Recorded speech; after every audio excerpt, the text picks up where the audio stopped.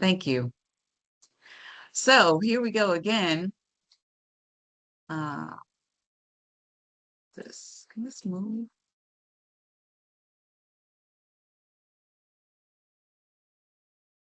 All right, here we go. The graph to the right shows the average annual income in thousands for certain years. Identify the level of measurement of the data listed on the horizontal and vertical axes in the figure. So we had nominal, ordinal, interval, and ratio. Those were the four levels of measurement. Remember, nominal was our qualitative, could take on qualitative values. Ordinal, we remembered that by there being an order to them. Interval, we remember that by we can take the differences between entries, and that would make sense. And ratio, we could take the ratio between entries, or we can divide one entry by another, and we could take multiples of one entry of another with another. So we can take the ratio. I hate to write the same word, but we could take the ratio of entries to one another. So in this case, this was something we talked about a while ago. What would the horizontal axis be in nominal ordinal interval ratio? And that is the years: 2000, 2001, 2002, 2003, 2004. What do you think? So they are numbers.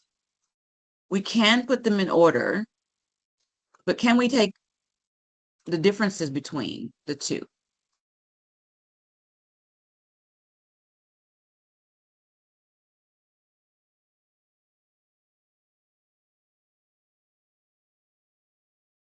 I see a lot of nominal and ordinal.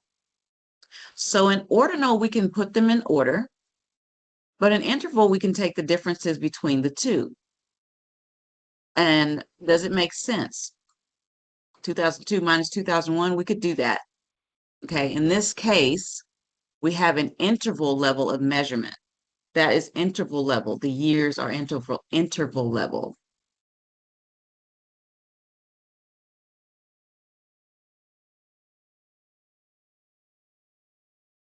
Okay.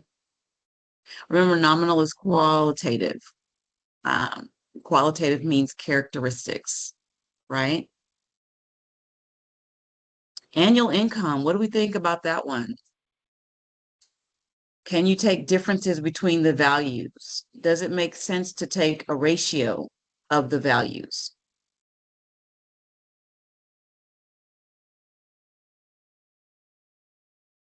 So which one would it be?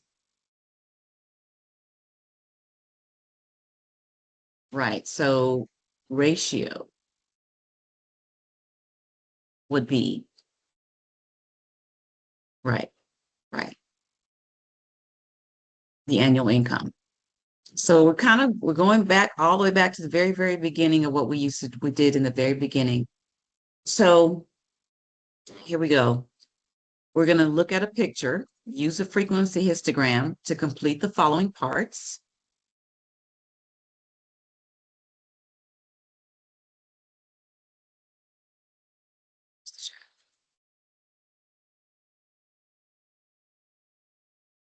First, determine the number of classes. So how many classes do we have here?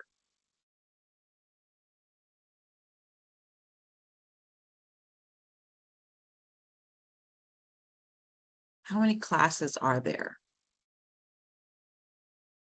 Right, and so all you're doing is counting each of the bars that you have. And so in this case, we have 7 classes. Estimate the greatest and least frequency. So now we're looking at the bar heights.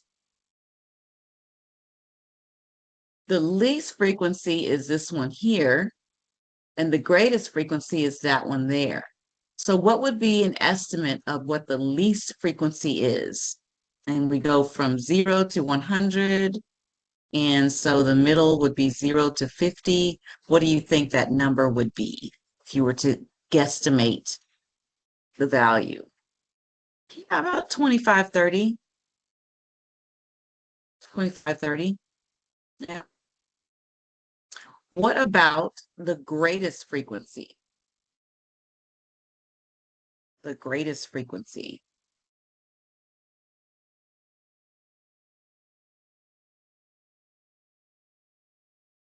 Yeah, I can see 275. I can see 275 as well.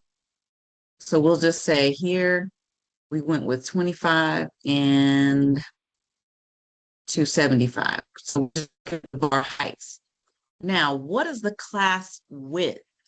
And that's the horizontal distance between each class. So this distance here.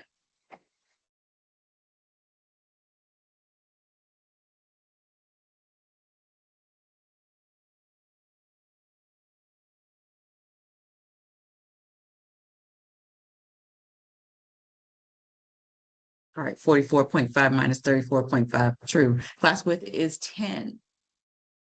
And you'll get, so you'll enter in information on these. And then at the end, you'll have a multiple choice question. So it's going to look similar to the test that you've already had. What pattern does the histogram show? What do you think? A, B, C, or D?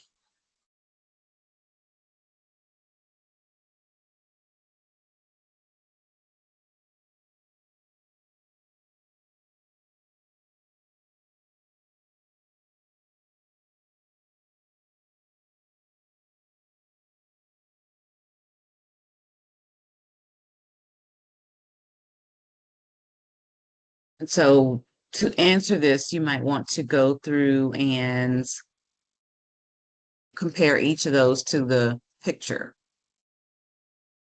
Got a lot of A's. About half of the employee salaries are between 50,000 and 69,000.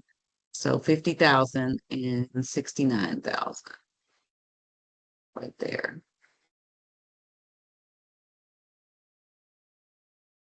Okay. A would, A would be correct. All right.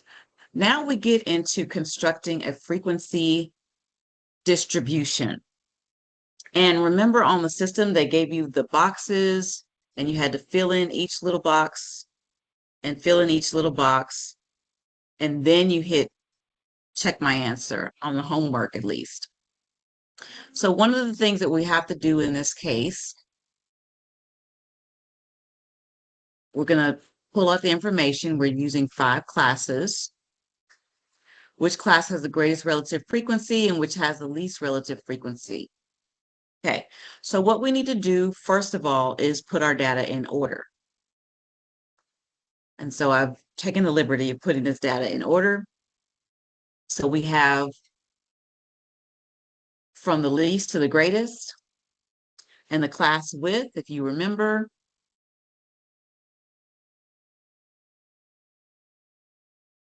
is the greatest, 460, minus the least, 138, divided by 5. Now 460 minus 138 is 322.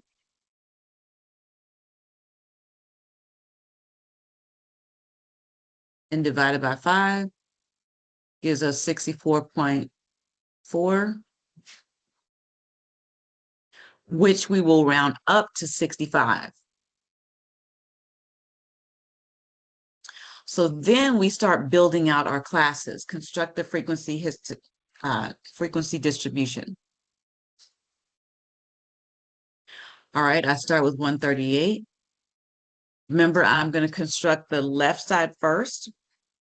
So I'm gonna go 138 and I'm gonna add 203. That's 203. I'm gonna add 65 to get 203. I'll add 65 to this to get 268. I'll add 65 to that to get 333. And then add to that to get 398. So I'm adding 65 each time. And then I will come around here and I'm just going to take that number that's just in front of the number that's after it. So 202 is right in front of 203, and then 267, and then 332, and then 397. No worries. And then 65 out from that is 462. So in order to find their relative frequencies, I'm going to have to add up the frequencies of each of these values. So from 138 to 202 is all of these numbers. 1, 2, 3, 4, 5, 6, 7, 8, 9, 10, 11, 12. Now there's 26 numbers altogether, and they gave us that information. So we have 12 out of 26. And then from 202 to 203 to 267, I'm going from here to here. 1, 2, 3, 4, 5, 6. So 6 divided by 26.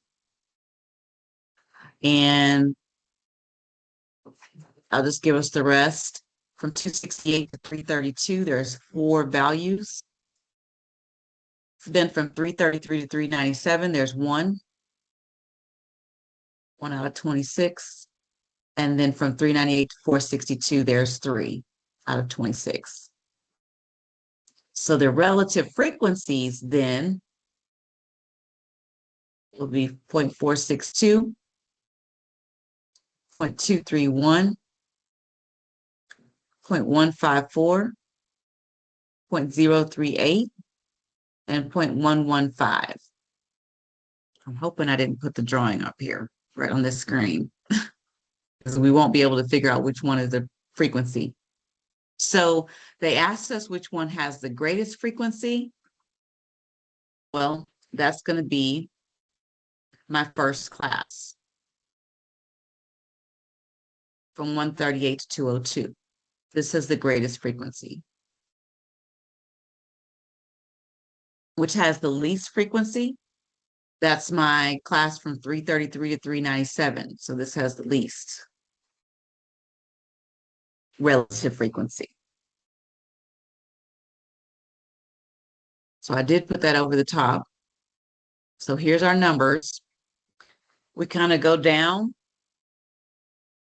in relative frequency, and then we go back up just a little bit. So which graph reflects us decreasing and then increasing just a little bit?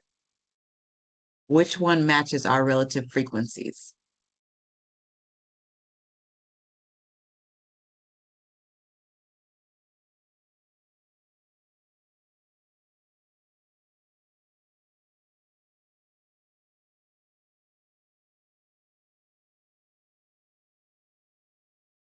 One person. Which one matches our relative frequencies?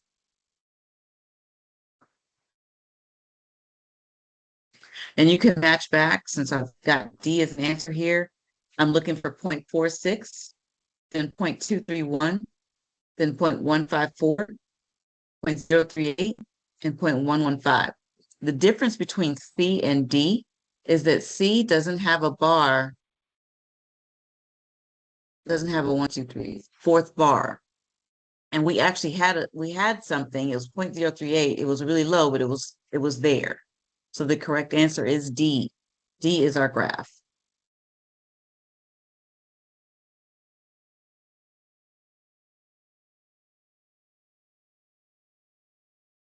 Okay. Now, we're going to use a stem and leaf plot that has 2 rows for each stem to display this data. And then this represents millions of 30 of the highest paid athletes. Describe any patterns. All right. When they say 2 rows, they mean that they want us to go 3, 3, and I go all the way up to the 80s. So 2 rows, 4, 5, 5, 6, 6, 7, 7, 8, 8. And this first row for each one is going to go from 0 to 4. So this will go from 30 to 34. And so what I can do is just mark these out. I've got 36, 36, 44. I'm going to put that on the first 4, 50, 35 goes here. Now, these are not going to be in order because I'm just making my stem and leaf plot. 56, 56, 65. 65 is going to go on that second row. Then 46 will be on the second row. 63, 46, 37, 77. Notice the first row again is 0 through 4, and the second row is 5 through 9. Let's stop at 77. Then 45, 34,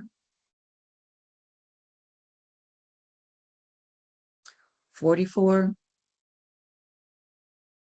43, 81, 53, 38, and I'm crossing them out so I keep them straight. 73, 34, 38, 86, 34, 53, 41, 42, 45, and 68. So that was the rest of these. That's what they mean by two rows. Okay, just in case you forgot. Now it says what best describes this data? A, most of the incomes are less than $60 million. B, the incomes are evenly spread between $30 and $90 million. C, most of the incomes are greater than $60 million. Or D, most of the incomes are between $50 and $70 million. What do you think? Looking at our data.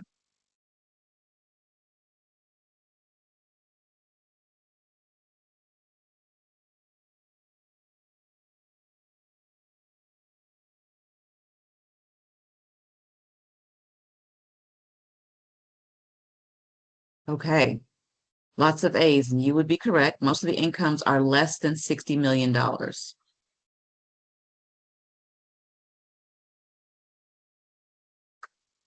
Okay, so we move into graphical representations.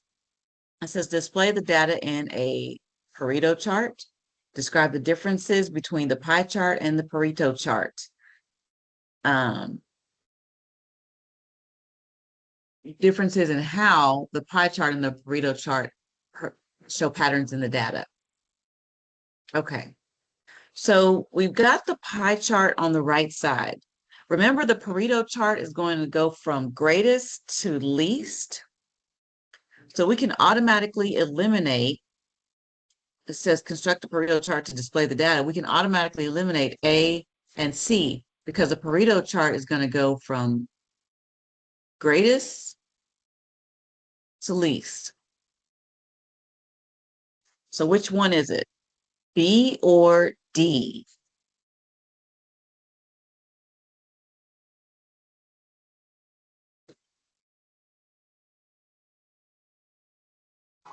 B. Lots of B's, and you would be correct. So summer corresponds to the greatest percentage. And so S for summer is right there. That is B.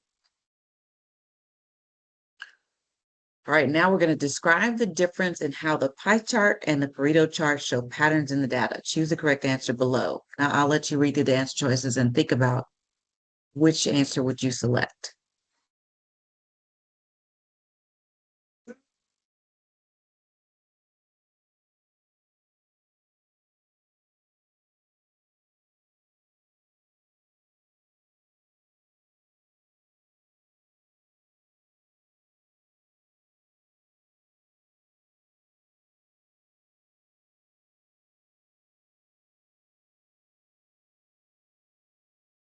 Okay, I'm seeing a lot of C's, and you would be correct. The pie chart shows the percentages as parts of the whole, and the Pareto chart shows the rankings of the seasons. So the Pareto chart is going to show us from greatest to least. All right. For the month of April, a checking account has a balance of $550 for 23 days, $24.99 for 4 days, and $276 for 3 days. What is the account's mean daily balance for April? So we're taking weighted mean here, right? So you have $550 for 23 days. So I'm going to multiply that by 23. Then you have 2,499 times 4 days. And then you have 276 times 3 days. And what does that give us? So we have 30 points here, right? What's 550 times 23?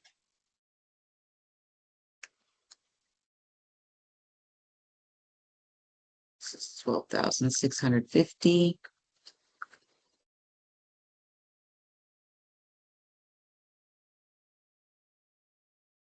9,996.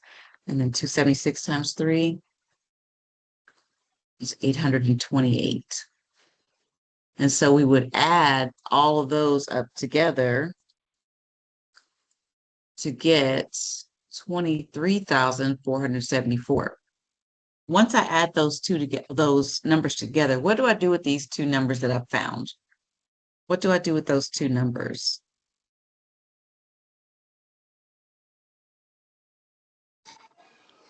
Divide the large number by 30. Right. Divide 23,474 by 30, and we get 782.47. And so that gives us, and that is the account's mean daily balance for April. So you will have a question like that on the final.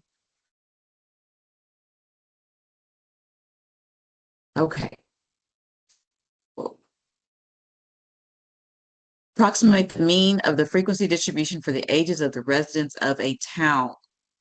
So in this case, we need to make a table of the midpoints, and then we're going to multiply the midpoint by this frequency. And so the midpoint is 0 plus 9 divided by 2, which gives us 4.5 in this case. And I'm going to put it right there because I'm going to multiply 4.5 times 3.9.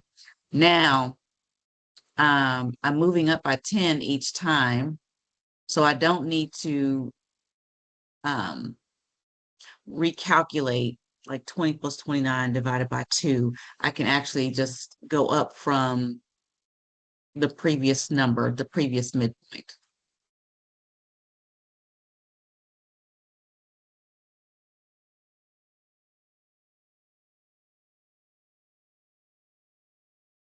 So 4.5, 84.5. So, and then what we're going to do is multiply that midpoint by the frequency. Of course, it wants to go to a different place. I won't do all these, but just to show you what I mean, 4.5 times 39, this will give me 175.5. 14.5 times 36, that gives me 522. So I'm multiplying the midpoint by its frequency. The total of all of these products is going to be 10,452.5. And again, I would add up all the frequencies. In this case, it's 265. And I'm going to divide the two. So that means I'm going to be dividing 10,452.5 by 265, which will give me about 39.4.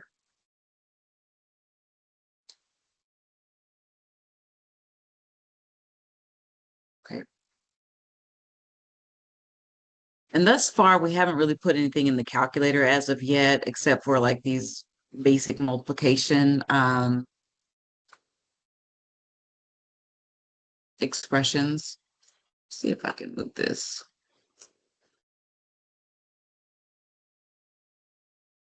I hope that's not going to show up on the video. All right. The number of courses taught per semester by a random sample of university professors are shown in the histogram.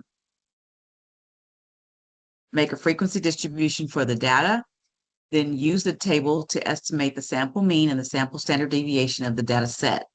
So here's where we're going to enter in the calculator. So I've got 1, 2, and 3, 1, 2, 3, and 4 courses. So 1, 2, 3, 4.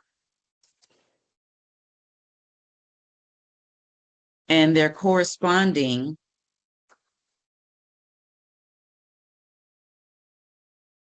values are 2, 16, 21, and 17. Okay, so let's see how we do this in our calculator.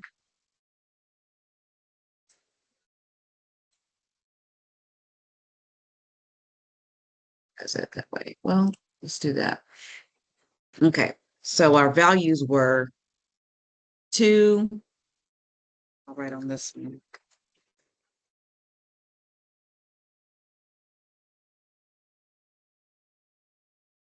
We had 1, 2, 3, and 4, and our values were 2, 16, 21, and 17. So in our calculator, we're going to put the values in list 1 and list 2. So stat, edit, and I've already got them in here, but you'll just put in your values 1, 2, 3, 4, and then 220, 2, oh, I don't have the right one, 16, 21, and 17.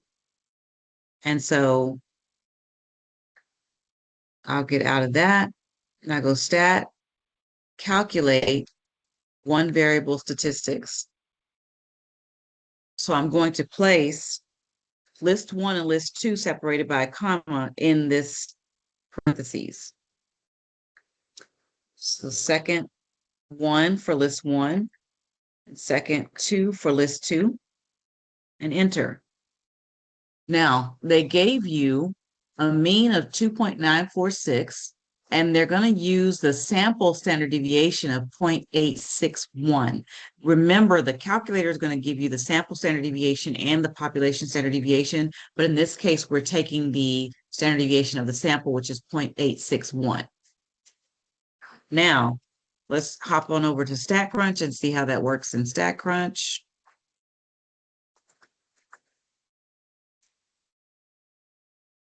So we got the same numbers,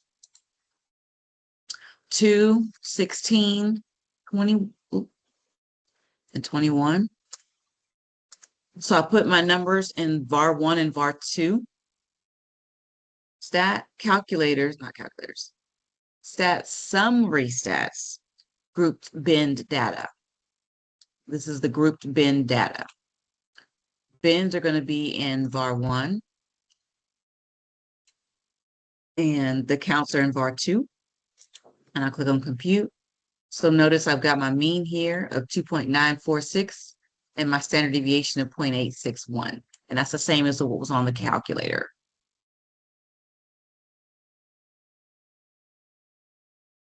Okay.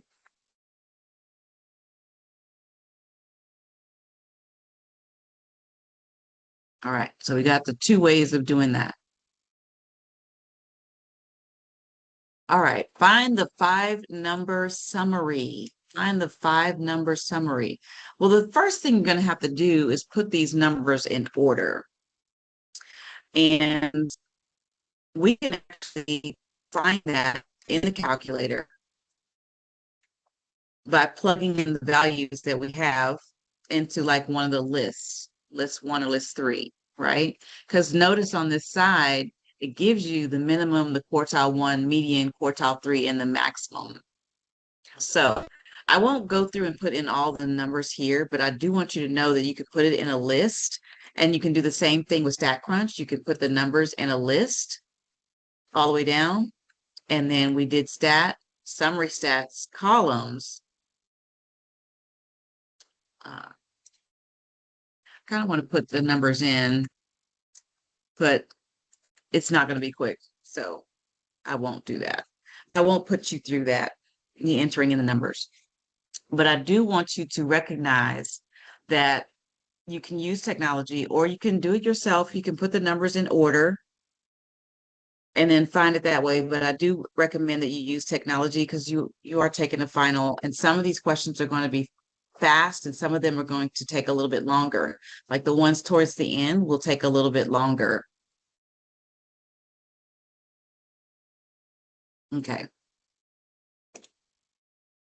So once we have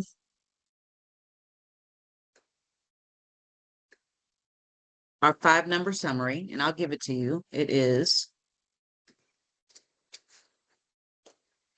1, 3.5. So this is the minimum. Quartile 1, 7 is the median. 8.5 is quartile 3, and 9 is the maximum. Then they're going to ask you to choose the correct box and whisker plot. So this is something you can do just based off of looking at those numbers. Which box and whisker plot would be the correct one for this scenario?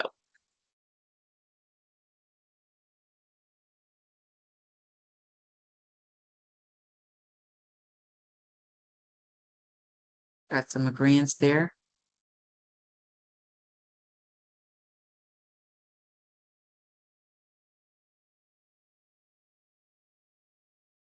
And you would be right, thinking D. That is correct.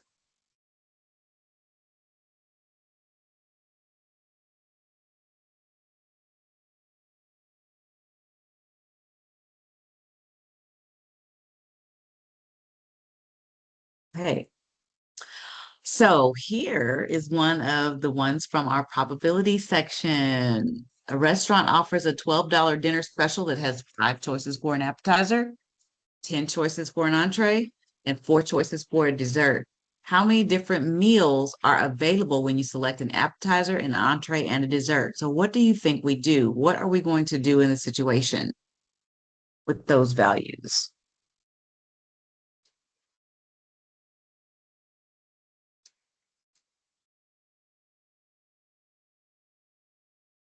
What are we going to do with them? Multiply. We are going to multiply.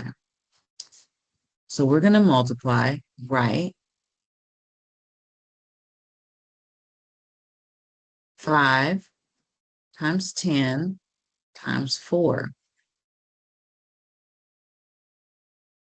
And that's going to give us, right, 200. How many different meals are available? 200. 200.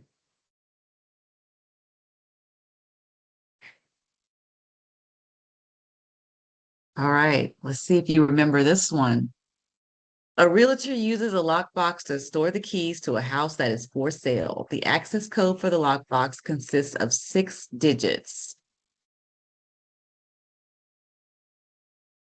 The first digit cannot be 5 and the last digit must be odd. How many different codes are available? Well, if you recall, this is one of the ones where I wrote down there are 6 digits. So 1, 2, 3, 4, 5, 6. The first digit cannot be 5. So how many digits do I have left if the first digit can't be 5? 5. How many digits do I have to choose from?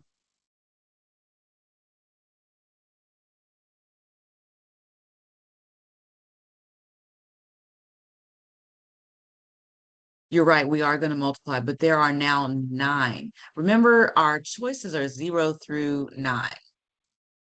Okay, so that gives us roughly about 10 numbers.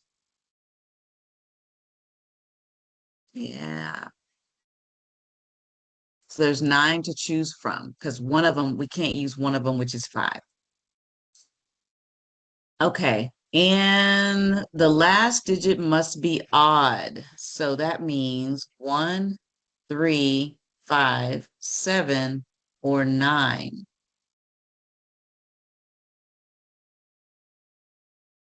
Okay. Okay. So that means we have 1, 2, 3, 4, 5 choices for that last digit. Now, what am I going to fill in for these middle 4 digits? What would each of those be? 10. 10. Right? We have 10 options for each of these. So I'm going to multiply all these together and I get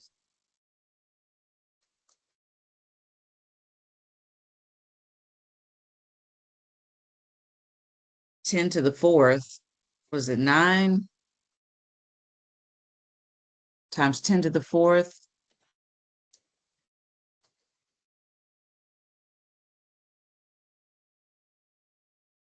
times 5? So we get 450,000 on that one.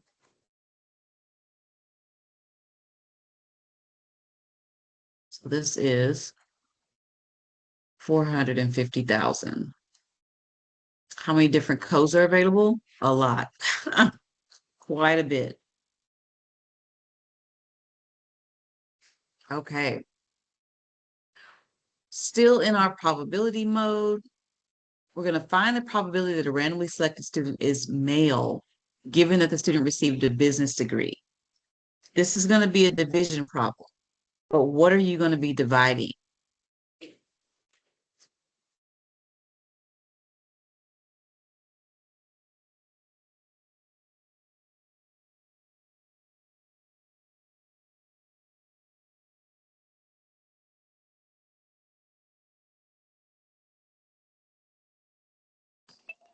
Don't you do 183, 183,230 divided by the total, like the whole total? Or is it Well, in this 349? case, they told us that, did you say 349? Yeah, either that one or the grand total. I'm not sure. Yeah, you're right with the 349. This would be 183,230 divided by the fact that they student received a business degree. So I'm in this first column, 349,798. And that's about 5 to 4.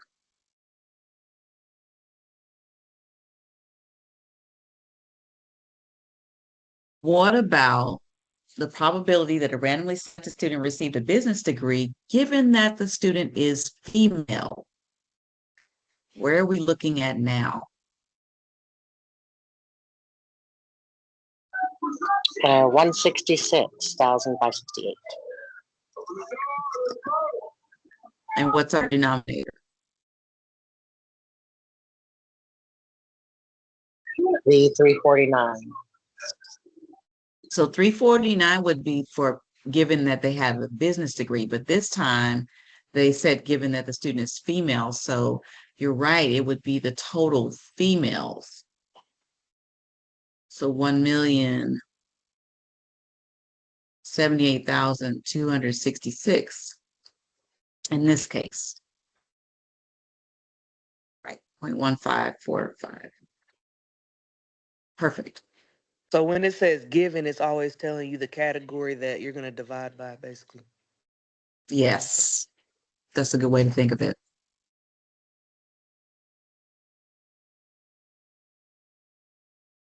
All right. Now we're talking about independent versus dependent events. So I want to see if we can get through this one before the break. Yeah, there's going to be one on this, and fortunately for you, the final review looks a lot like the final. So if you get these and you understand how we're running through these, then you should be good for the final. So the probability that a person in the United States has type B blood is 8%. 5 unrelated people in the United States are selected randomly, complete parts A through D. Find the probability that all 5 have type B plus blood. So that means I'm going to multiply. So 0.08, and I'm going to raise that to the 5th power because I'm going to multiply 0.08 times the 5 people. And on the system, pay attention to how many decimal places they're asking you for, because that's going to be very important, especially in a one like this, because this is like 0.1, 2, 3, 4, 5, 3, 2, 7, 6, 8.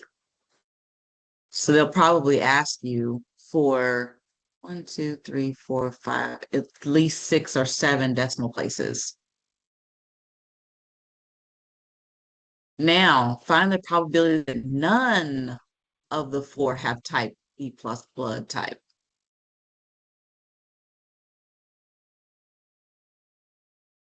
Well, the probability that you don't have it is 1 minus 0.08, right? So that's 0.92. And so probability that none of them have the type B plus blood type is 0.92 raised to the 5th power, 0.92 5 times. Yes, you multiply it. The question was, so we multiply the probability by each individual person. And yes, you're correct. That's why we're putting it to the 5th power. So if they told you there was 4 unrelated people, we'd raise it to the 4th power. Okay, thank you. Mm-hmm. All right. What was this number? 0.659. Okay. Find the probability that at least one of the 4 has type B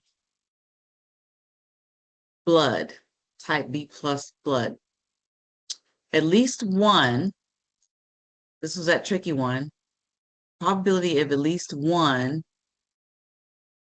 is 1 minus the probability of none. So we found the probability of none to be 1 minus this 0.659. Probability of none was 0.659, so 1 minus 0.659 is that. What's that number? 0.341? Yes, thank you, Avery. And then lastly, which of the events can be considered unusual? Ooh, what does it mean to be unusual? How do we know when an event is unusual?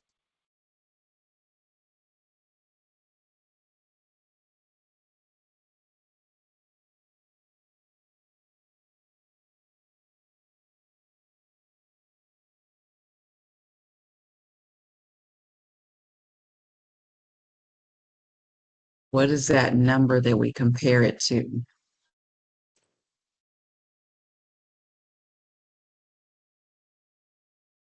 Probability less than 0.05 is unusual. So of parts A, B, or C, which one is considered to be unusual?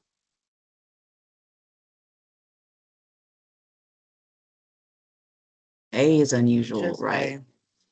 A. Yeah. Mm-hmm. So just A is going to be unusual. Okay.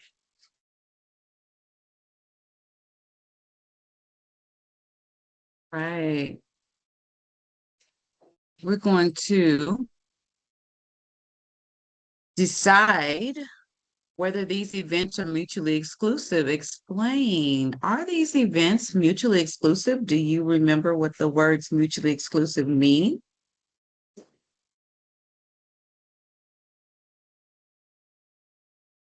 Like they don't affect each other. Right. They don't relate, they don't overlap. So are these events mutually exclusive?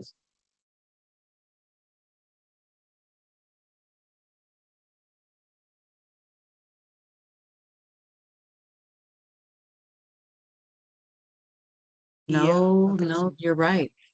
They're not. Because there's at least one senator who won the presidential election. And we know Barack was a senator before he became president. Mr. Obama uh, was a senator before he became president. So we know that these events are not mutually exclusive. If they were, they would be separate. This is mutually exclusive.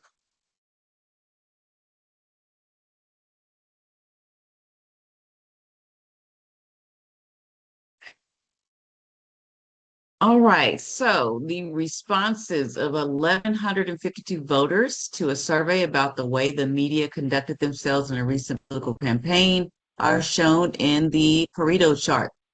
We're going to find the probability of each event listed in parts A through D below. So A is we're going to randomly select a person from the sample who did not give the media an A or a B. So that means we're looking at the Fs, which is 434, the Ds, which is 257, and the Cs, which is 189. And we're going to divide that by, and I put this in parentheses because you're going to add all those together first, and then divide by 1152.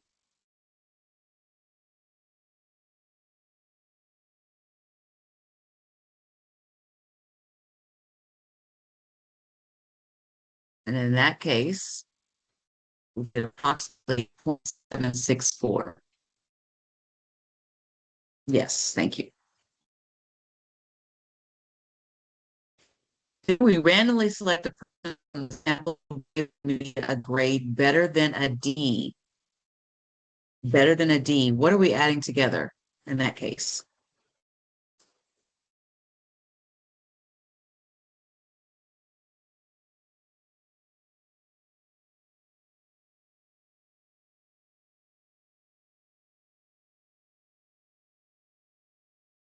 Better than a D, so 189 and 272.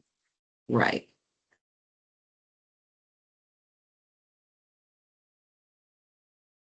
And we'll divide that by 1152. Yeah, zero point 0.4.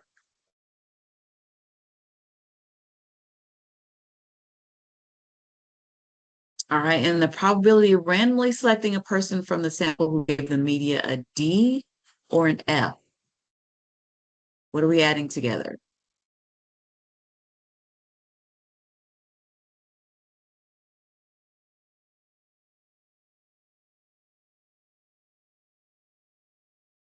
Okay, so D and F, 434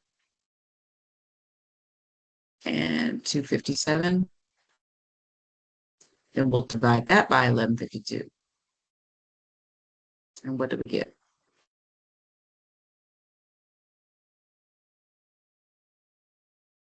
My 6. And lastly, we're randomly selecting a person from the sample who gave the media a C or a D. So what two numbers are we adding together?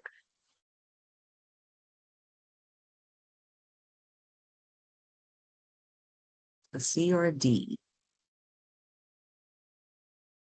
257 and 189. Then we divide that by 1152.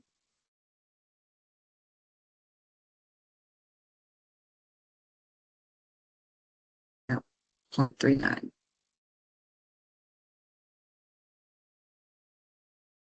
So this one is pretty straightforward. Like I said, there's some of them in the final that will be um, quick and easy, and there's some of them that will not be so quick and easy. We got some calculator problems coming up. We're about halfway through the review. I think we're about halfway. All right, how many 10-letter words, real or imaginary, can be formed from the following letters? So, one thing you can take stock of here is how many of each do you have? W, I have one. Y's, I have two. U, I have one. F, one. G's, I've got two. D, one. P, one. H, one. Do I have all the letters? Y, U, F, G, Y. Count for that. D, P, H. Okay. So if you remember the equation for this, it was n factorial over each one of these factorial, right? So it'd be like 1 factorial times 2 factorial, and n is going to be the total number of letters.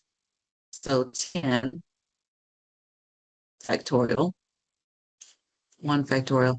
You don't necessarily have to list the 1 factorial. So what's really going to matter is these 2 factorials here. 1 factorial, 1 factorial, 1 factorial. 1 factorial is just 1. So this is 10 factorial divided by 2 factorial times 2 factorial, because the ones really don't matter so much. And get the numbers from, okay, so Kaya, the top number is n factorial. So that's the 10 altogether. And each of these numbers comes from how many times that letter appears in the sequence of letters. So W only appears once. Y appears 2 times. 1, 2.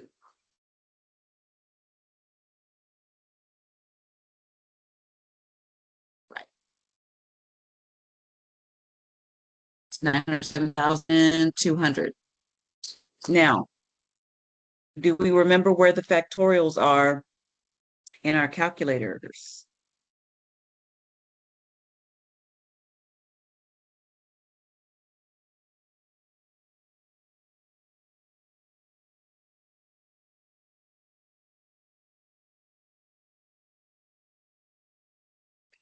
Pull this back up so we can see.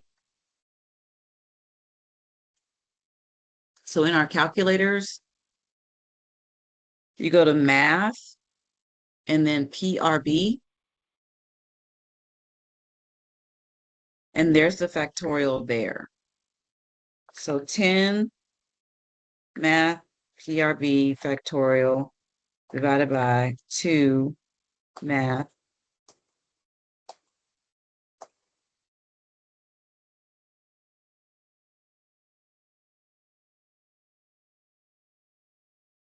and there's the 907,200.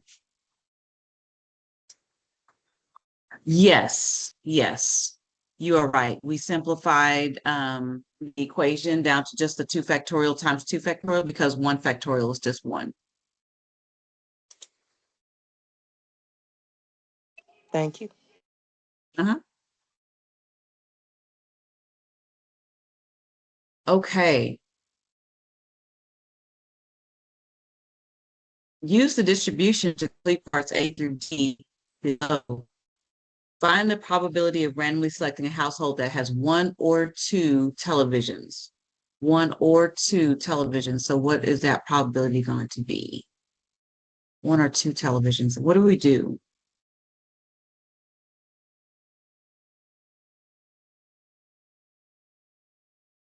You just add, right?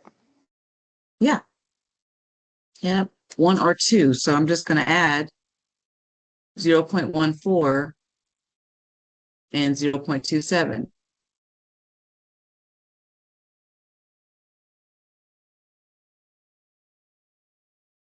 That gives me 0.41. What about B? Find the probability of randomly selecting a household that has 2 or more televisions. What are we adding together in that case?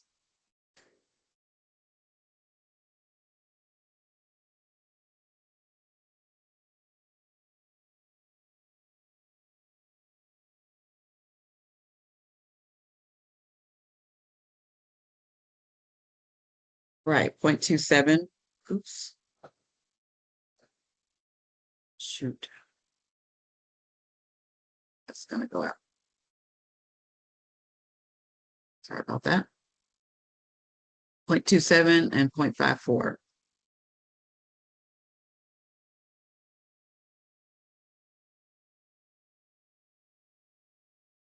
So we get 0.81. What about find the probability of randomly selecting a household that has between 1 and 3 televisions inclusive?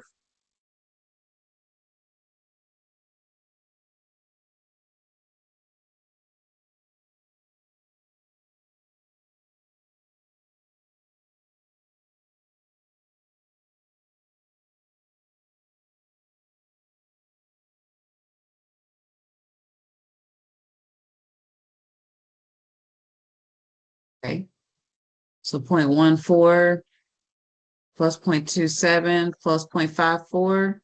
Okay, we got 0.95. Another way you could do that is just do 1 minus 0.05 if you wanted to do it that way. All right, find the probability of randomly selecting a household that has at most 2 televisions. At most 2 televisions.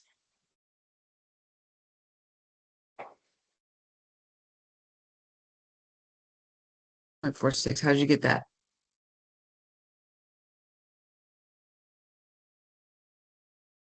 Okay, 0.05 plus 0.14 plus 1 minus 0.54. Yep, that would work too.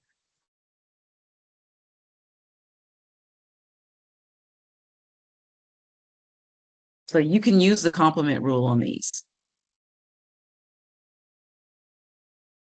Okay. Awesome. Now, find the mean variance and standard deviation. In this one, you want to use the one variable statistic. So you can put the values in list 1 and list 2 and TI-84. I'll just give you the instructions here. TI-84. And you're going to do one variable statistics.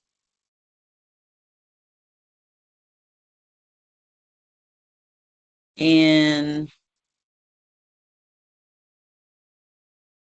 so we just point that out here.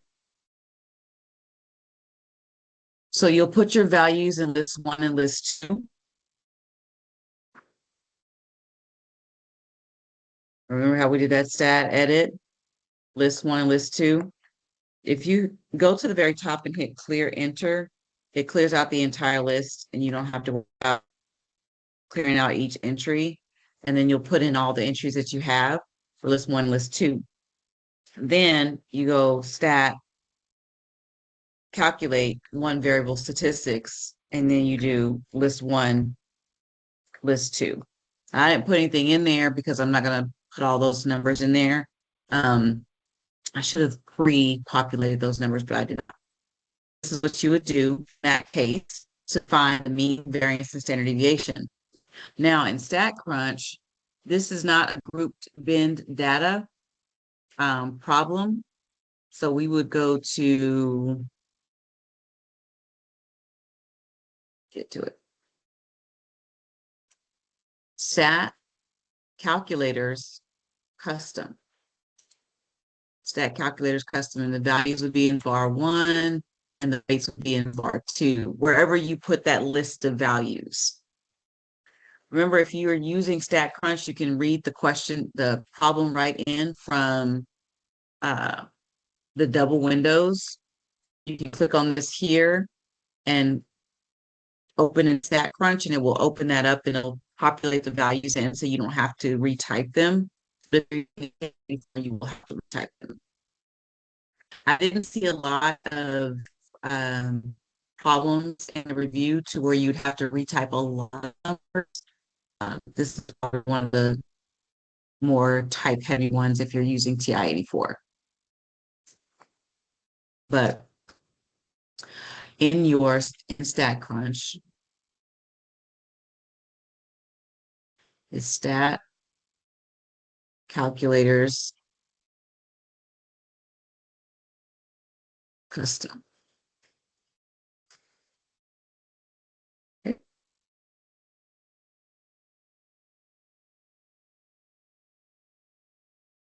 Okay.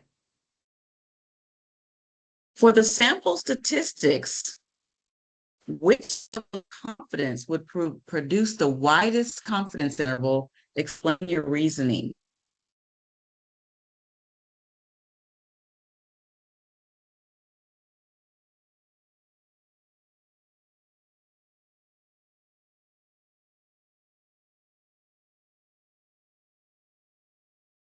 And this Z with the C subscript is a Z critical value.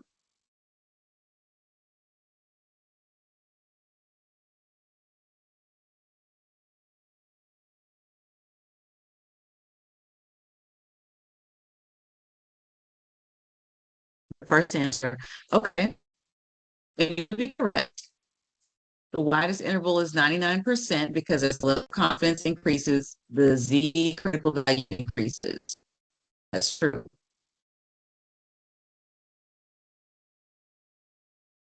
99 is wider than 90. Definitely. So it was between the two first answer choices. And it doesn't make sense for the Z critical value to decrease. It would increase.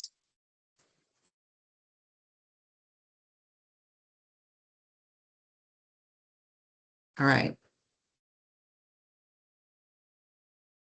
You construct a 95% confidence interval for a population mean using a random sample. The confidence interval is between 24.9 and 31.5. Is the probability that mu is in the interval 0.95? Explain. Now they're talking about wording here.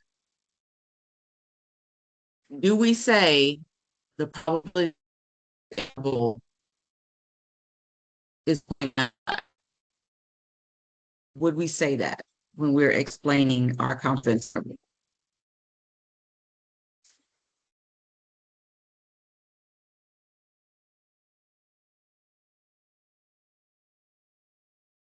And if not, what would we say?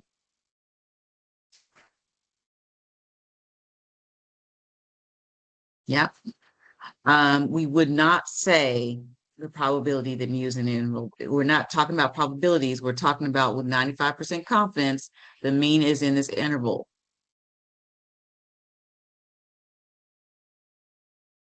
So that's a wording issue. Just be aware that you're not going to say the probability of. All right. We're going to use a standard normal distribution or the t-distribution to construct a 95% confidence interval for the population mean. Justify your decision. All right. Which distribution should we use? It's a random sample of 47 people. The mean body mass index was 26.2 and the standard deviation 6.21. Now, when you're reading this, they're telling you these are from the sample, in the random sample of this many people.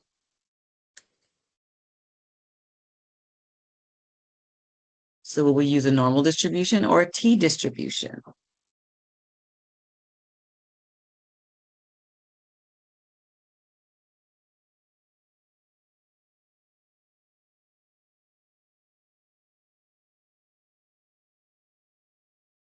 Now they didn't give us the population standard deviation, so we know that A is out.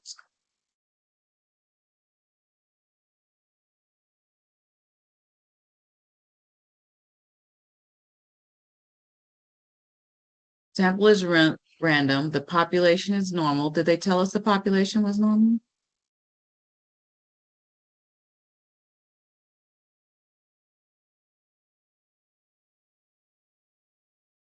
didn't exactly tell us the population is normal, but you do have correct that we're going to use the t-distribution.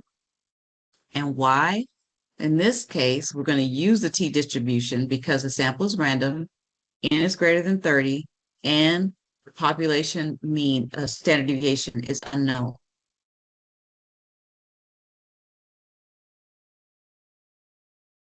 So the sigma is for population. Is it saying like the standard deviation it gave would be what do you call that with the bar over it? For the sample, this is for the sample, Um. and that's Oh, the it would be mean. a S. Okay. Hmm. Okay. So the sigma is the population standard deviation, and they did not give us that. Okay.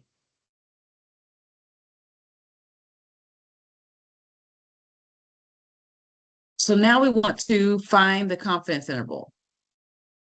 Um, in order to do that, this is the same problem as before. First, we know we're going to use a t-distribution. It's 47 people. So we need to find the t-critical value, right? And I'm just going to walk us through how we would do this by hand, and then we're going to look at technology. We find the t-critical value. Remember, we use the degrees of freedom, which would be 46 in this case, and we look up in the table the 95% confidence interval, and that's going to give us 2.0129. Then we define our margin of error, right? That's the t critical value times, doesn't want me to be great. There you go. Times the standard deviation divided by the square root of n. And in this case, that would give us 2.0129 times 6.21 divided by the square root of 47,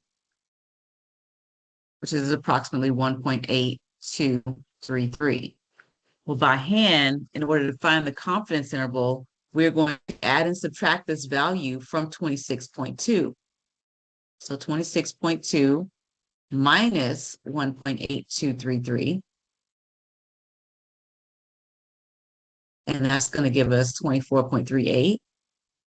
And then 26.2 plus 1.8233, and that's going to give us 28.02.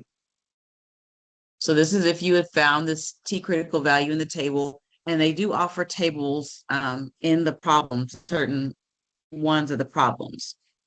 Do stat, tests, and then we're at t interval. X bar was 26.2. The sample standard deviation was 6.21. N was 47, and my confidence level was 0.95.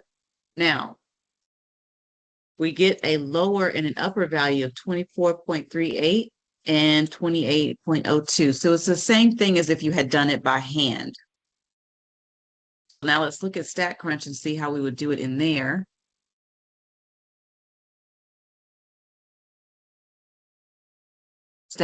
T-stats, one sample with summary, sample mean, 26.2, oops, sample standard deviation, 6.21, sample size was 47, and we're looking at the confidence interval now. I love to show the critical value in the table and then compute.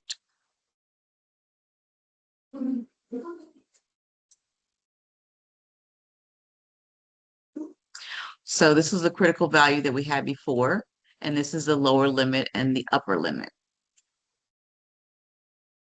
in StatCrunch. So we have two ways of finding three ways of finding the confidence interval, just depending on which route you want to go. Now interpret the results. So let's see. Do you remember how to interpret these results? Choose the correct answer below, A through D. A, B, C, or D. What do you think?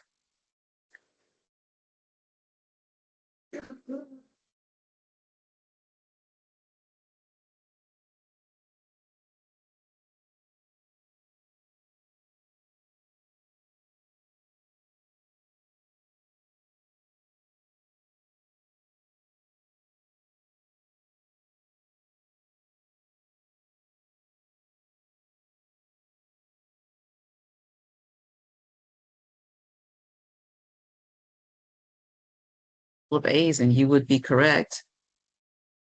With 95% confidence, it can be said that the population mean BMI is between the bounds of the confidence interval. Good job. Okay. Use the given confidence interval to find the margin of error in the sample proportion.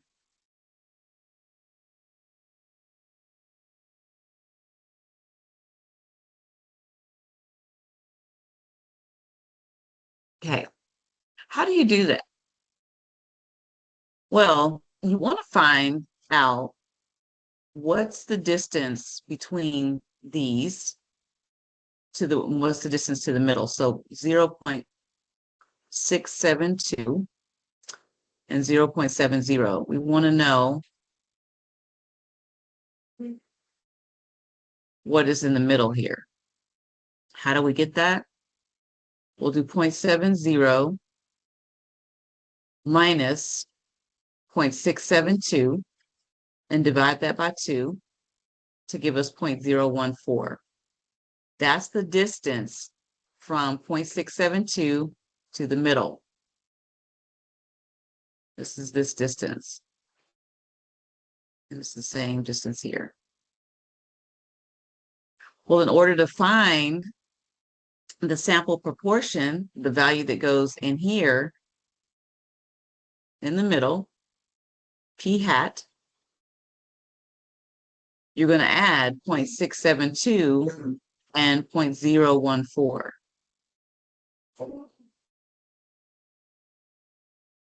And that gives you 0.686.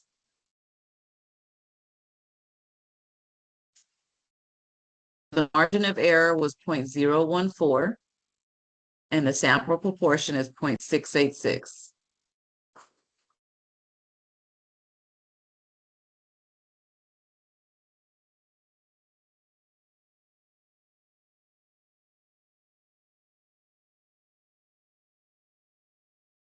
Does everybody understand how we got those numbers? Yes, ma'am. Okay.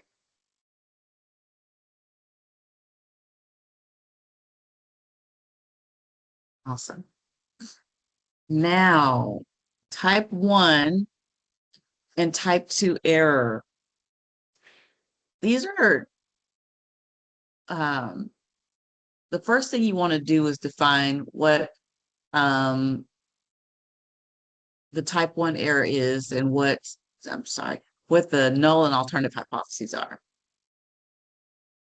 So the null hypothesis, it says a local chess club claims that the length of time to play a game has a standard deviation of more than 14 minutes. So that we know more than 14 minutes, the claim standard deviation of more than 14 minutes is the claim.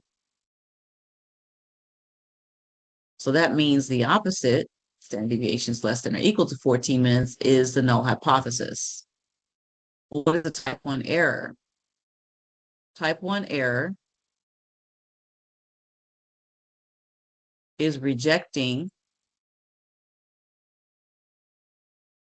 a true null hypothesis.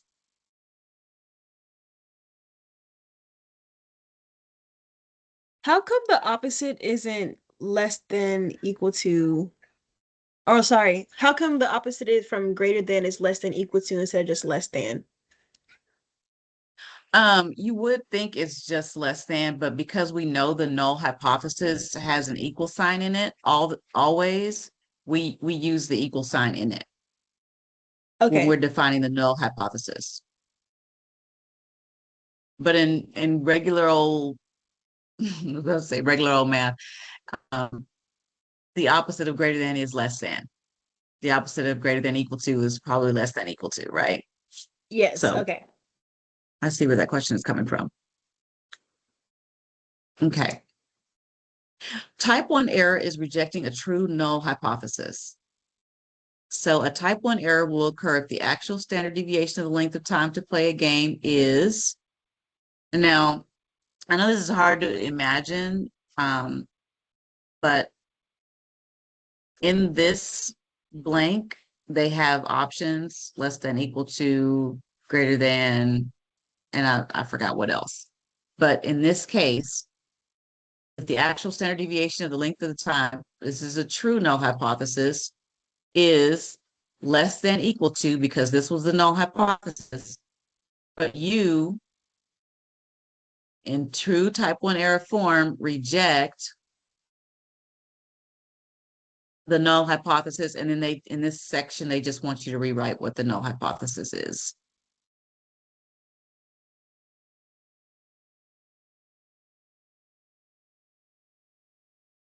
Type 2 error is failing to reject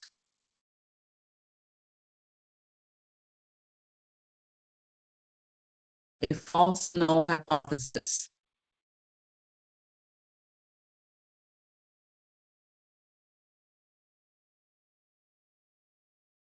So that says a type 2 error will occur if the actual definition of the length of time to play a game is, and again, the inequalities are here, greater than 14 minutes.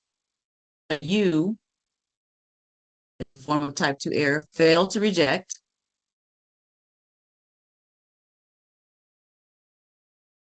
the null hypothesis, and then they just want you to retype the null hypothesis or select the null hypothesis again.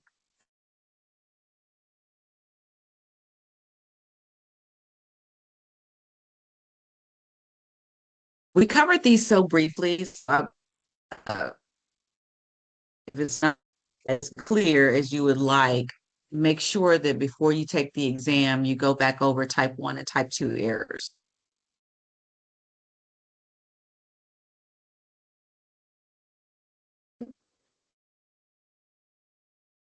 All right, find the critical values and rejection regions for the type of z-test level of significance alpha. Include a graph with your answer. We're going to select the graph in a second. But if you have a right tail test, the area, the rejection region is on the right, and you have alpha equals 0.08. All right.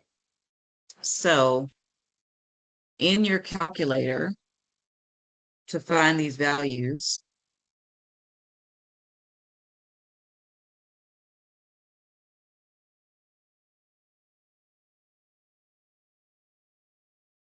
you want to do inverse norm. Where'd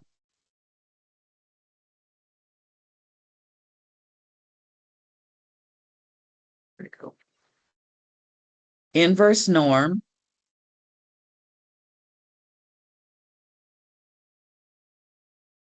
I hit the wrong button.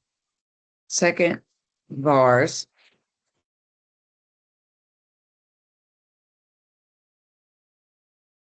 Inverse norm says 0.08 is the area in the right tail. So 0.08, the mean and standard deviation, 0 and 1. And second catalog, right tail, var for right tail. Let's go find right tail test.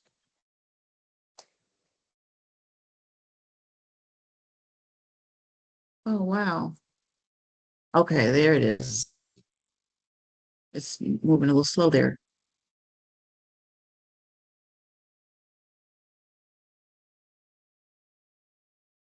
So then in StatCrunch,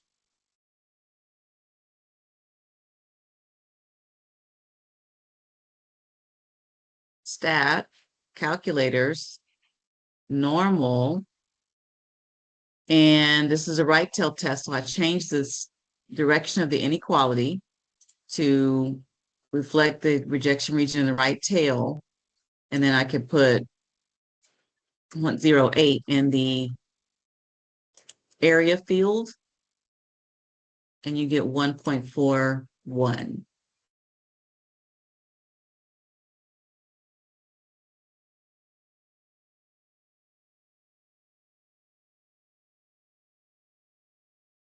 And then we want to select the graph. Now, in StatCrunch, they already showed you what the graph looked like.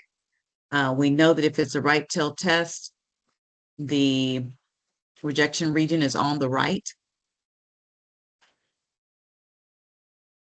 So use that information to our advantage, and we found that the correct graph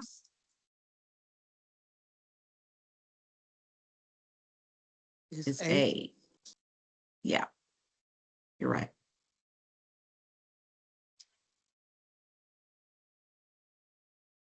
Okay. All right. This one is a two-tailed test, and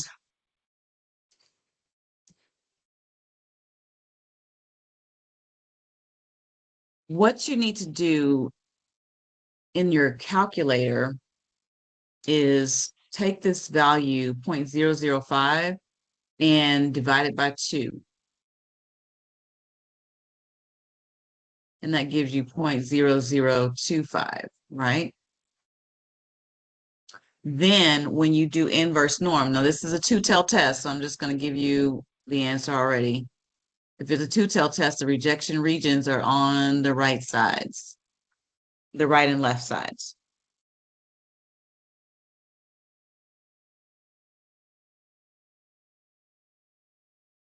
Okay.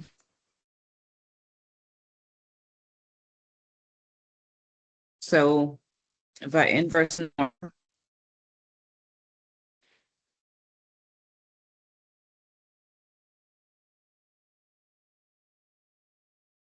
I'm going to put in 0.0025, 0 and 1, and it's only going to give me one side. But you know that if I have negative 2.8, the other side is 2.8.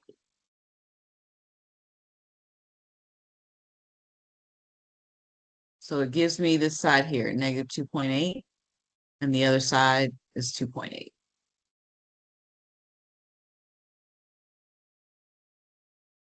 Then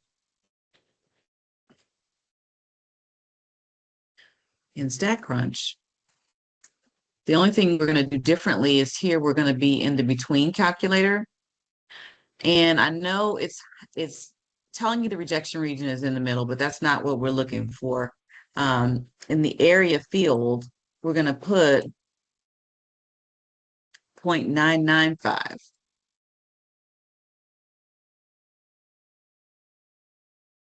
That puts area on the left and right of 0.0025.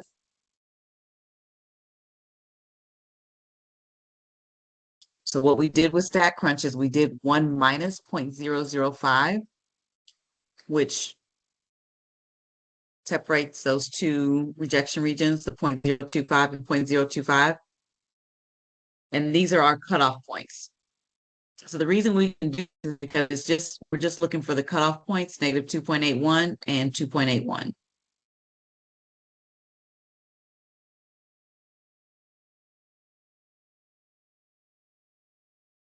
So to define the rejection region,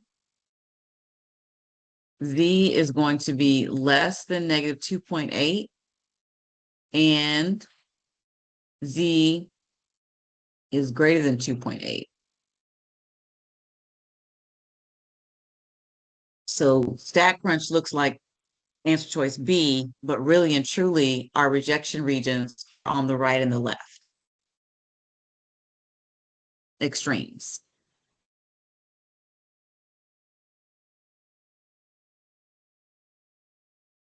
Okay.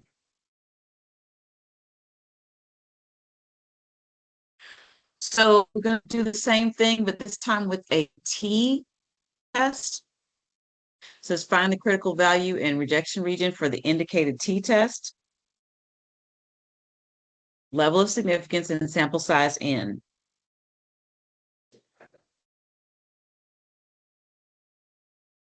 So in your calculator this time, you're going inverse T.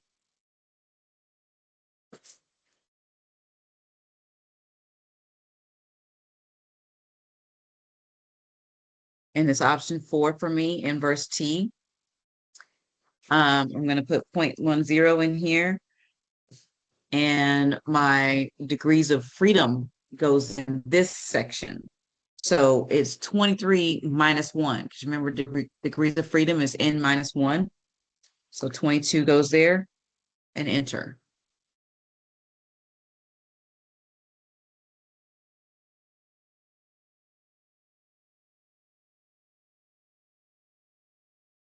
So it's negative 1.32. So in StatCrunch, we're going stat, calculators, and this time T. Degrees of freedom was 22. The area is 0.10. And so we get negative 1.32.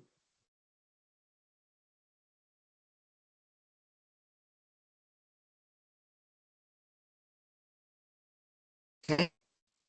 So the next one,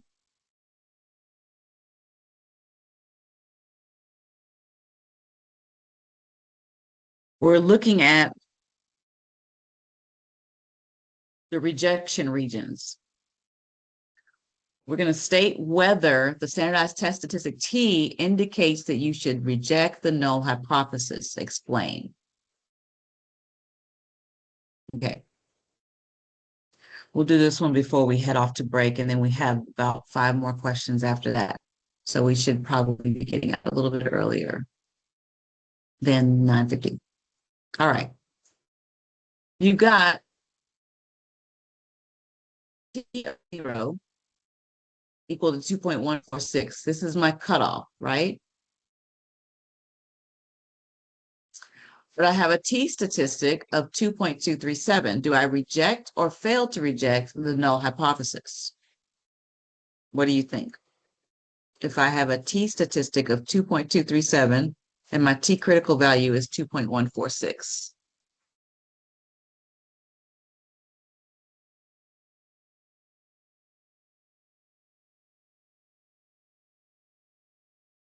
You reject or fail to reject? You're right, you would reject because 2.237 is in here in the rejection region. So this is going to be a reject. H sub 0 because T is greater than 2.146. What about B? Reject or fail to reject?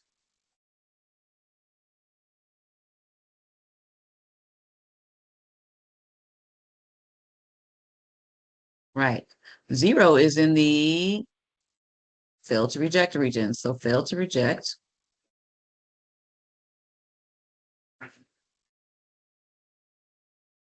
Because T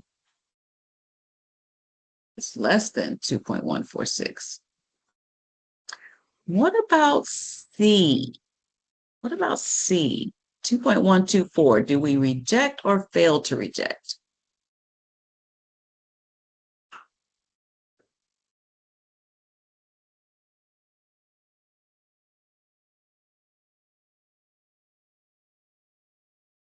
Right. We fail to reject because it is close, but it's not over. So we fail to reject here. And the last one, negative 2.154. Reject or fail to reject? Negative 2.154.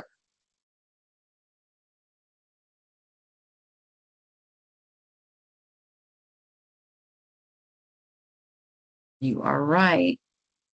we're going to fail to reject again because T is less than 2.146 again. So we've got a scenario and we're going to be writing null and alternative hypotheses as well as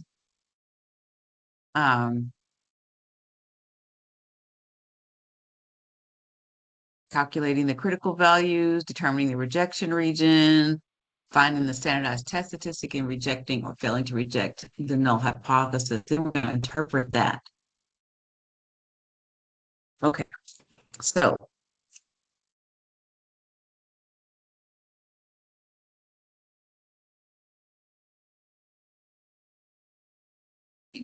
predict the claim. Zero. What is the claim? What is the situation? A used car dealer says that the mean price of a 3-year-old sports utility vehicle is $20,000. You suspect this claim is incorrect and find that a random sample of 23 similar vehicles has a mean price of $20,722 and a standard deviation of 1,986. Is there enough evidence to reject the claim at alpha equals 0.05, complete parts A through E below the population is normally distributed? All right. So let's get started. Is this a one-tailed or two-tailed test? Let's start there. Is this a one-tailed or two-tailed test?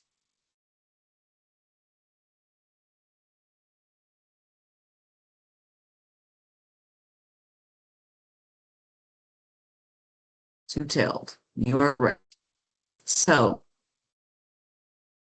our rejection regions are to the left and to the right. I'll be important in a moment. So we're going to write the claim, and it says you suspect the claim is incorrect. The claim, the mean price of a 3-year-old sports utility vehicle is $20,000. So H sub 0, or the null hypothesis, is that the mean is equal to $20,000. And because this is a two-tailed test, the alternative hypothesis is that we're not equal to $20,000.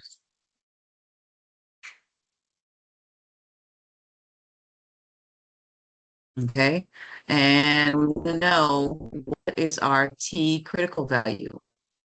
Well, there are a couple of ways you can find the T critical value. The first one is your calculator, and we did that before, but because it's a two-step test, let's split this in two, and I'm just going to look for the left side. So again, and let's put that 0.02, and my degrees of freedom is 22.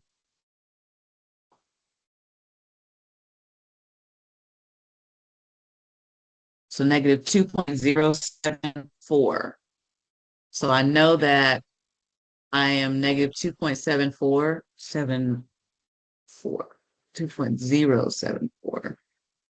And here is 2.074. So those are the critical values. And what I'll do is I will just do the stat crunch.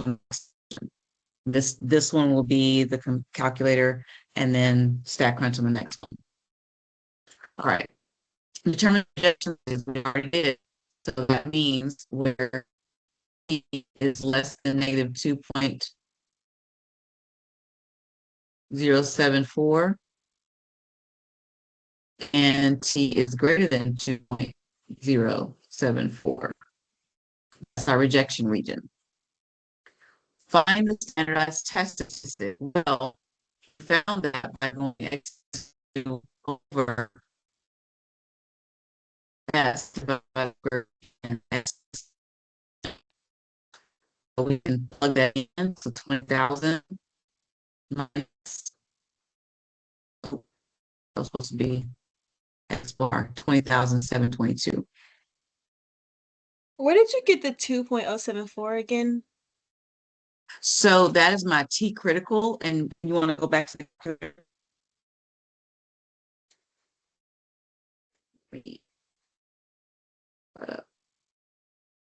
okay, and it cuts off on me.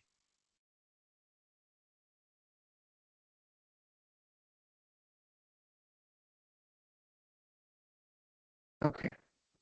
What we did was, because we're doing a two-tailed test in the calculator, I need to divide this into these two regions. So there's like 0.025 here and 0.025 there. Those are the areas. So coming back into our calculator, so we put in just the left side, and then we put in the degrees of freedom,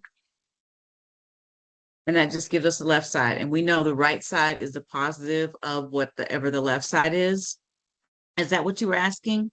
Or Yeah, that's what I was asking. And then I'm sorry, but also the 0.025, where was that from again as well? Oh, so right that's here, half of the 0.05, right?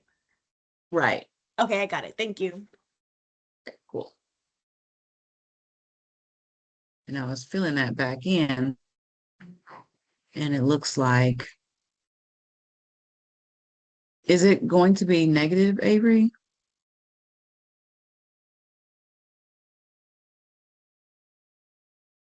It was negative if 20,000 was first, right? But we're putting X bar first, and then we put mu. So your answer is correct, but it's just on the positive side. That's our standardized test statistic.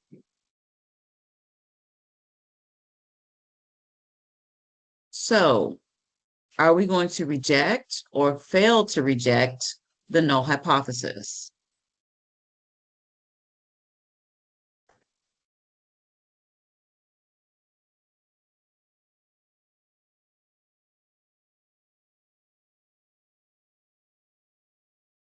Got one answer. Are we going to reject or fail to reject?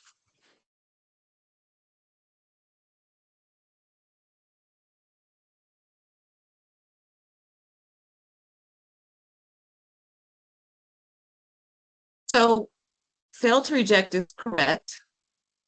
We got our test statistic, and the test statistic is actually falling in this region here, which is our non-rejection region. So this is our fail to reject region. So I'm interpreting that. Remember your graphic. If the claim is the null hypothesis and you fail to reject, then there is not enough evidence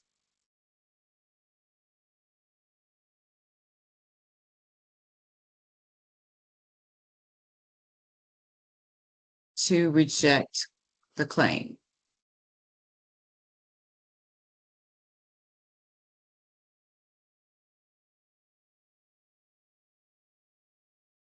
There is not enough evidence to reject the claim. So let's look at hypothesis testing on the calculator. How do we affect that? Well, we go stat, test, and then t-test. And that's one of the top options. You're just going to fill in your information.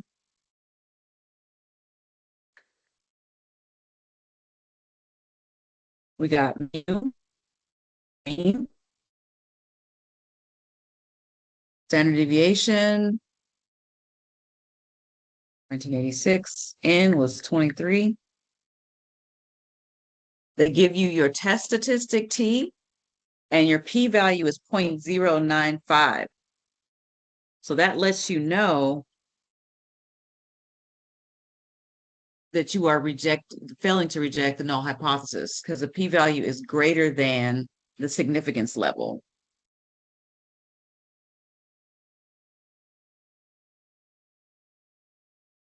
Okay.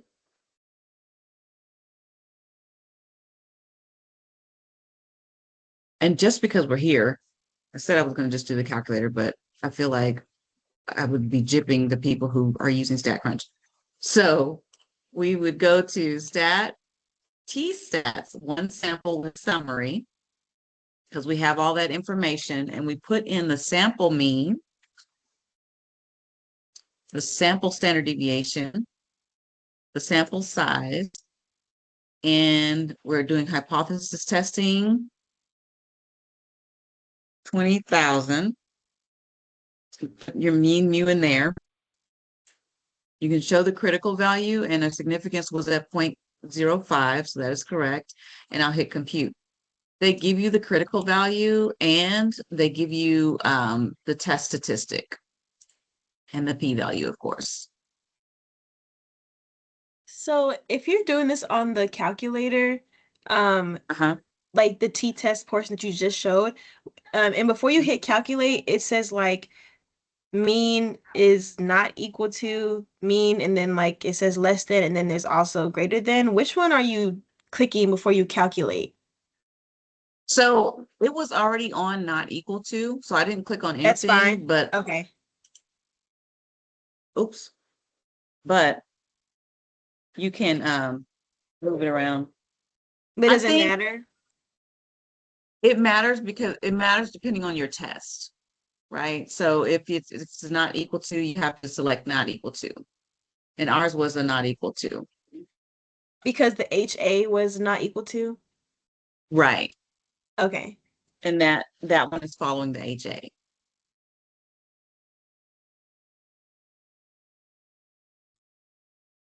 Is that good? Does that make sense?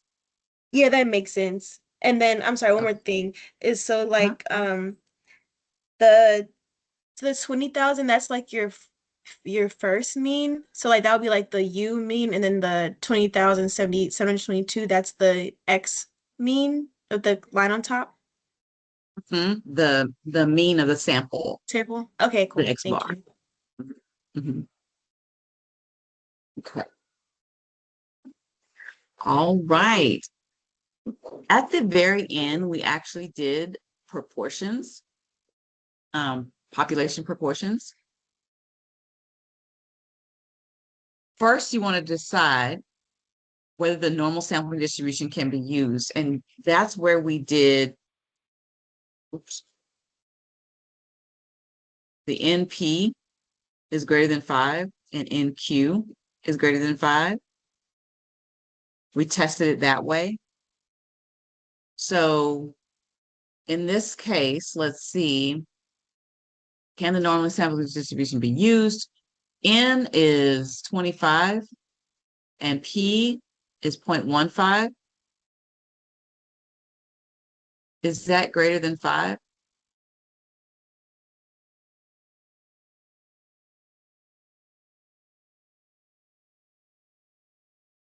And the answer is no, that is not greater than 5. So if you come across this in your test or in your review, just know that if one of these fails, the test cannot be performed. And it'll keep asking you questions, and you will keep saying the same thing. The test cannot be performed. The test cannot be performed. Test cannot be performed. You will keep telling it the same thing. And so basically, if it fails this test, it's over. Let's try one where we are actually going to use it.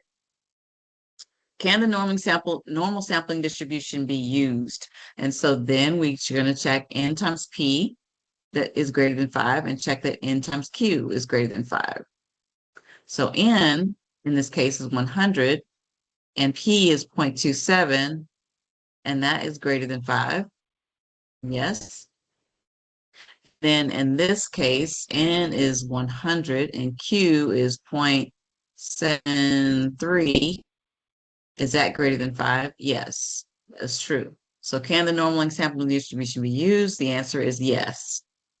Then we're going to state the null and alternative hypotheses. What? They already gave us the claim, right?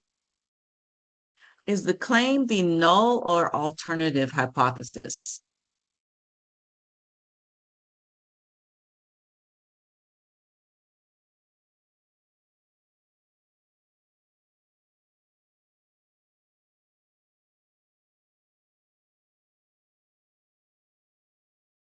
you're right. The claim is the alternative hypothesis, and they gave it to us. So the alternative hypothesis is P is not equal to 0.27, and the opposite of that is P is equal to 0.27. The critical values are, now, in order to find those, when we're doing the proportion, because a normal sampling distribution can be used, we're going to use inverse norm. So inverse norm and our alpha is 0.10, but notice our rejection regions are on the right and on the left. So that means this area is going to be split between these two. So there's 0.05 over here and 0.05 over there. So when we use inverse norm on our calculator,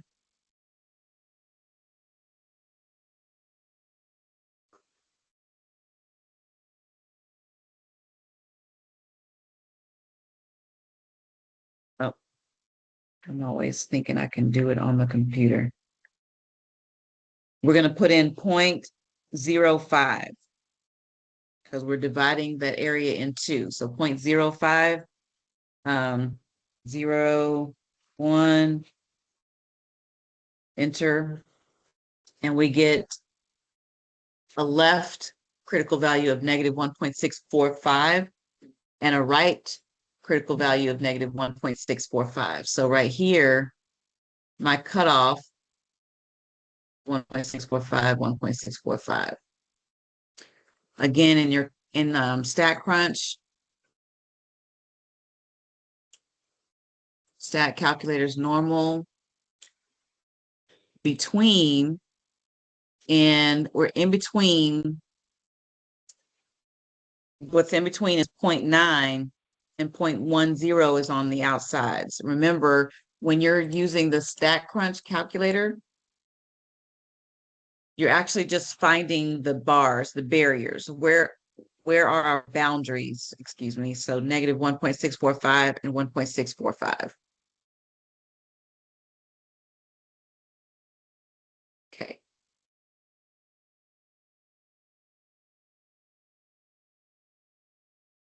So we got our critical values. Find the z-test statistic. Okay. This equation to find the z-test statistic was p hat minus the proportion over the square root of p hat q hat all over n. So this will be equal to 0.26 minus 0.27 all over the square root of 0.26 times 0.74 over 100.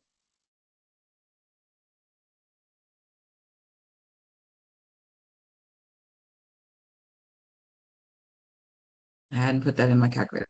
0.26 minus 0.27 divided by the square root of 0.26 times 0.74 about 100.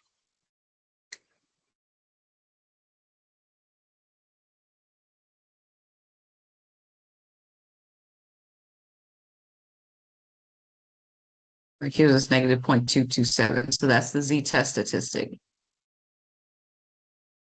What is the result of the test? So where is this z-test statistic falling at? Where is that at?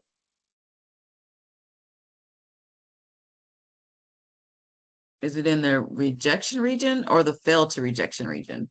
Fail to reject region.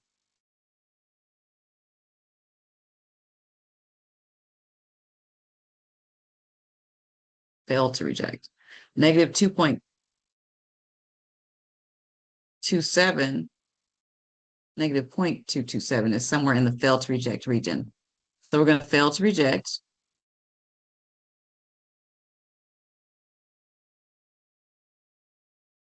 And if you use your handy dandy decision rule, Which one was the claim? The claim was the alternative. So the claim is the alternative. We failed to reject. So there is not enough evidence to support the claim.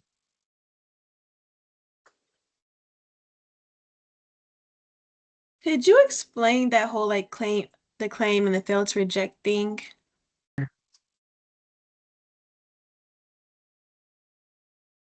Okay. So we had this box, right pen.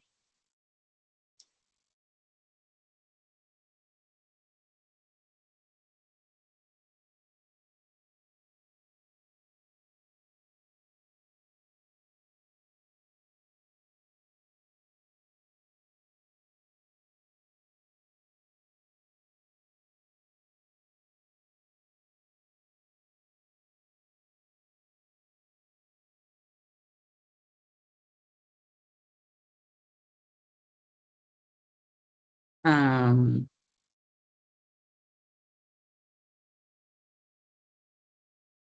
Says decision and that says claim up there. So the claim is H sub 0. If the decision is we reject the null hypothesis, a plus and an R, a plus and an S, and I'll let you know what these are in just a second. Let me put it all on screen.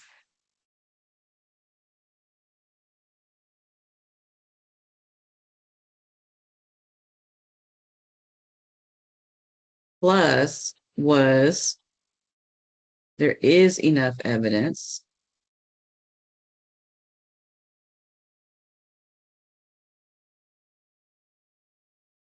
The X is not enough evidence.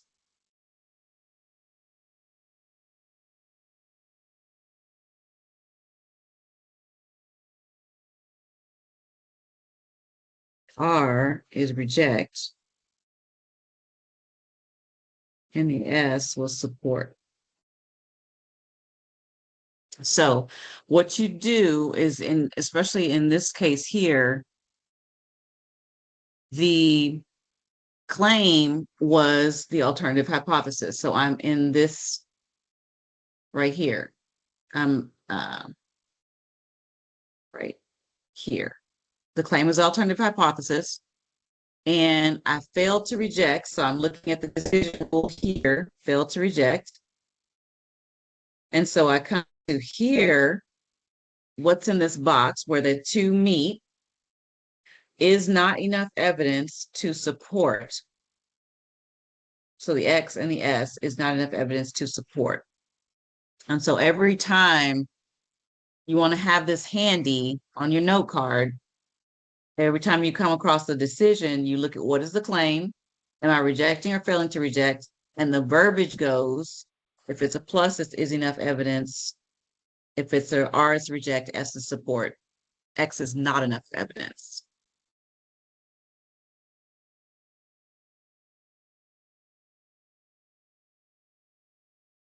So we'll see how that works on the next one as well.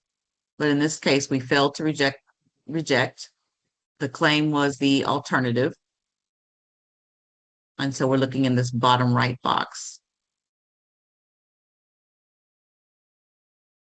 Okay. So while we're here, how do we do this in the calculator? We go stat, test, and we're talking about proportions. So one prop Z test, and then we enter in our information. It looks like I already have it in here. 0.27. Oh, I don't have it in there.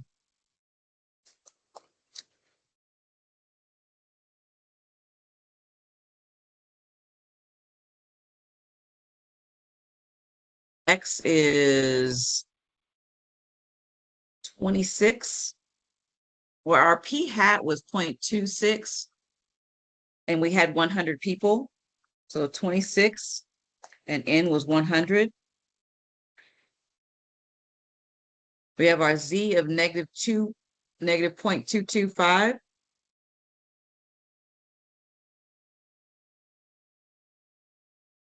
which is what we got just previously. And that tells us that we're going to fail to reject again.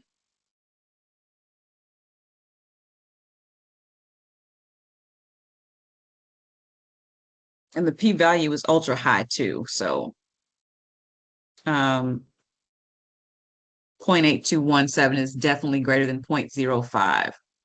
It's definitely greater than 0.10 as well.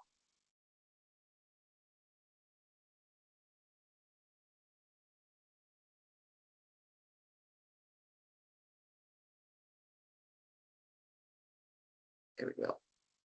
So p-value is greater than 0.10, which tells us we're failing to reject. And then the z is falling. The z test statistic is falling not in the rejection region. So we fail to reject. In StatCrunch,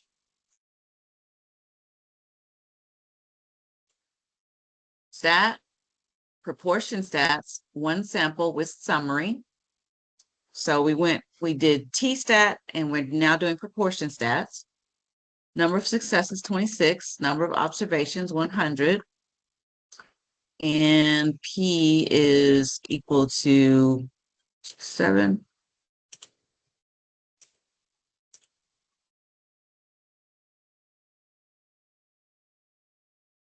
Okay, Z statistic, negative 0.22. P-value, again, pretty high, 0.8218.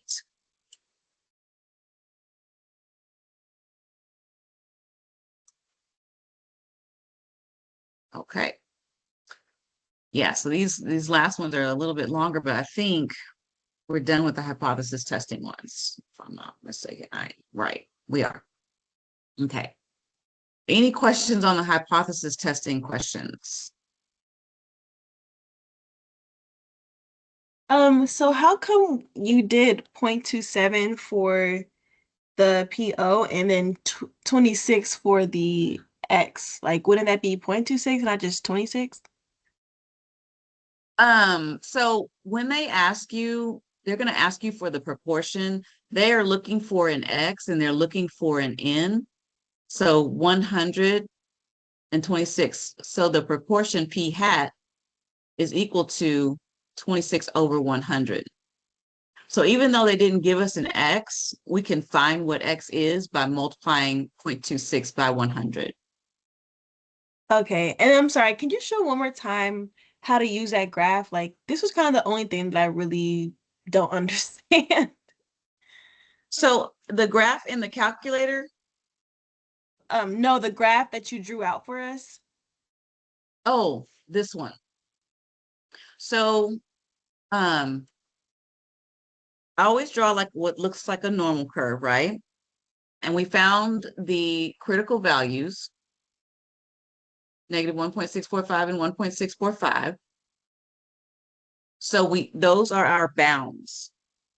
Once we find those, the rejection region is to the left and to the right of those values. When I find my test statistic, if the test statistic is in the fail to reject region, so this is fail to reject, I will fail to reject the null hypothesis. But if my test statistic was out here, say it was like negative 1.78 or something like that, then I will reject the null hypothesis. Oh, okay. So it just depends on wherever think of this bottom line as like a number line. And where are you falling in the number line? If I'm falling in this shaded region, then I'm going to reject. If I'm falling in the non-shaded region, I'm going to fail to reject. Okay. Oh, Okay. okay. Okay. Oops. All right. So we're moving a little bit backwards, but it says find the critical T for the confidence level C equals 0.95 and sample size N equals 10. Well, some of these questions, they're going to give you the table, and I thought it would be a good idea to make sure we understand how to read the table. So I'm going to go to 0.95, level of confidence, and a sample size of 10 means my degrees of freedom is n minus 1, or in this case, 10 minus 1, which is 9. So I'm looking at 9, and I'm going over to 0.95. Yes. So my T critical value is 2.262.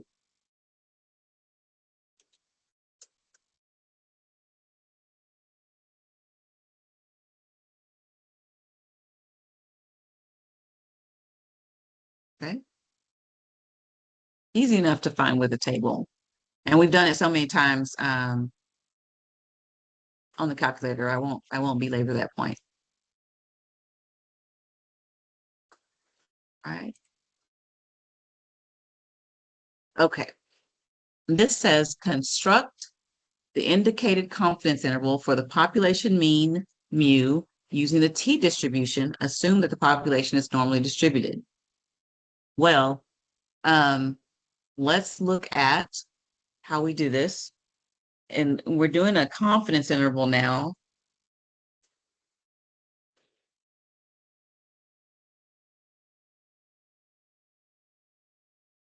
So we'll go stat, test, and then T interval, which in my calculator is 8. So T interval, we'll put in X bar, 14.9 in this case.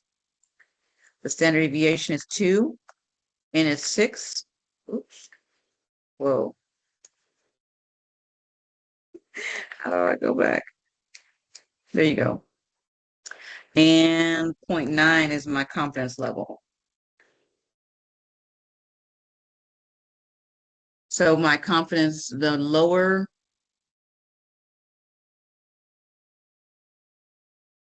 How did you that get seems like a 22? large interval. Oh, 22 is not the number. It's supposed to be 2. Okay. Like, why is it all so large? What is going on? Like, I know that has to be wrong. Thank you. Thank you for that. S is 2. N is 6.9. There we go. We're going from 13.25 to 16.54. And in StatCrunch,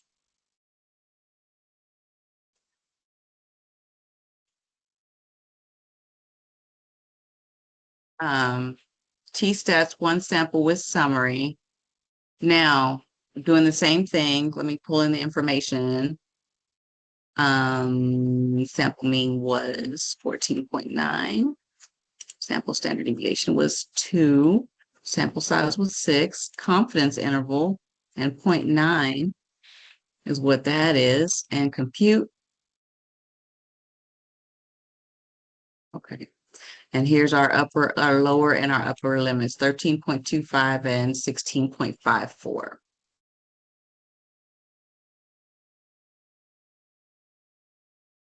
So do we not have to round these? Like I've noticed like sometimes I would get the problems wrong because I would do like 13.2. Oh. Never mind. That doesn't need to be rounded. But we just kind of keep, we don't have to round like if it was 5.5, we don't have to do 5.6. Would it be just be 5.5? For which the 16.55, Yeah, like would that be I 5.5 or just 5.4? it would be 5.5, but pay attention to what is asking, where it's asking you to round to, because sometimes it'll Okay. be 3 decimal places and sometimes it will be 2. Okay. So yeah, be very careful with that because you can get it wrong. And I would hate for you to get something wrong just because you rounded wrong. And I do that all the time because I'll forget and then put in what I think it should be. And the system wants something different. So yeah. Okay.